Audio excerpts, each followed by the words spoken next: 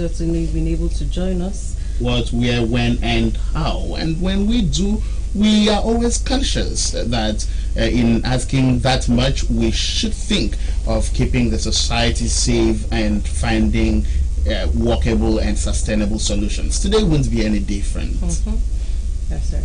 We also do well to reduce global and national conversations to local relevance, how it affects the person in the most interior part of the state.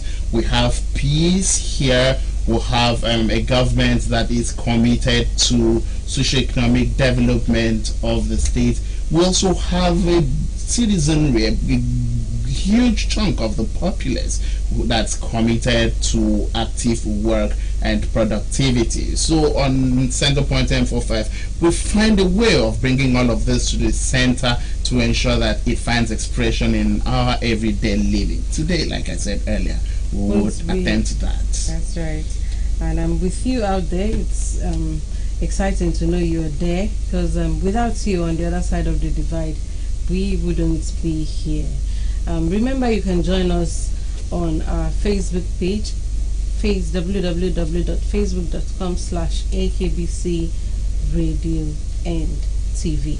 When you do, drop a message for us there. If you have any concerns, if you have any encouragement for us, if you have any contribution, that is a perfect space to make your suggestions and contributions known. But beyond that, yesterday was July 11th. Yes, July 11th. The immediate past governor of Akwa Ibom State, Governor Dum Emmanuel, celebrated his 57th birthday. 57, that's quite a good year to be a retired governor.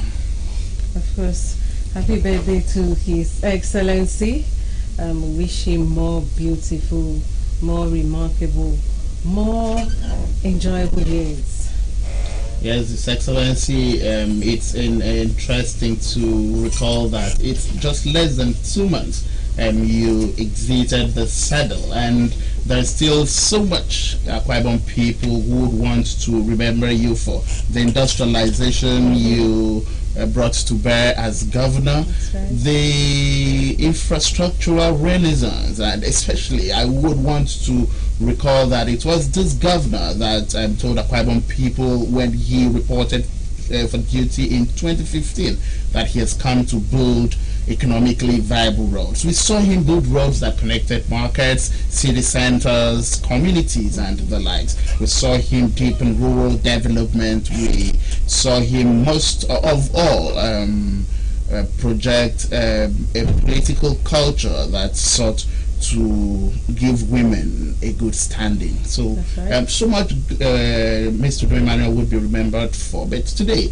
on Centerpoint M45 we say happy birthday, Your Excellency. All right. Today on the program, we will be taking a look at several issues. We'll delve into the power sector. So much is going on there. There's so much to be looked out for in that sector, especially with emerging administrations. We'll be taking a look at that sector, and then we'll be taking a look at the polity in general. It's okay.